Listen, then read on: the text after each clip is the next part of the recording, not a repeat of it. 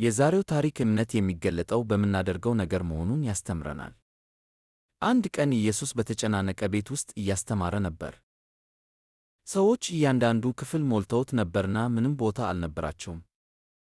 ከውጭ 4 ሰዎችም ሽባ የሆነ ሰው ተሸክመው መጡ። ወደ ኢየሱስ ሊያስጠጉት ፈለጉ። ነገር ግን ሕዝቡ በጣም ብዙ ነበርና መንገዱ ተዘጋግቶ ነበር። ተስፋ ከመቁረጥ ይልቅ ወደ ጣሪያው ወጡ። ሰበሩትና ሰውየውን በኢየሱስ ፊት ወደ ታች አወረዱት። ኢየሱስ ባያቸው ጊዜ መጀመሪያ ሕዝቡን አላስተዋለም፣ እምነታቸውን አስተዋለ። ኢየሱስ ሽባውን ሰው አይቶ ልጄ ኃጢአትህ ተሰረየችልህ እኮ አለው። አንዳንድ ሰዎች ደነገጡ፣ ሌሎችም የእርሱን ሥልጣን ጠየቁ።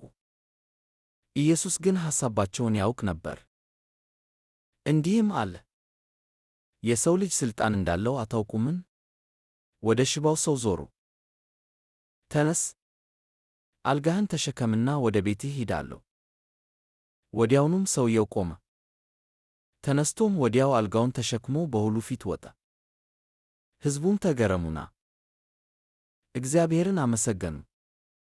ይህ ታሪክ የሚያስታውሰን መንገዱ የተዘጋ ቢመስልም እንኳ ኢየሱስ እምነትን ያያል። እንቅፋቶች ቢበዛም እንኳ እምነታችን በኢየሱስ ይቀጥላል። አንዳንድ ጊዜ ተአምር ከመታየቱ በፊት ፈውስ ይጀምራል።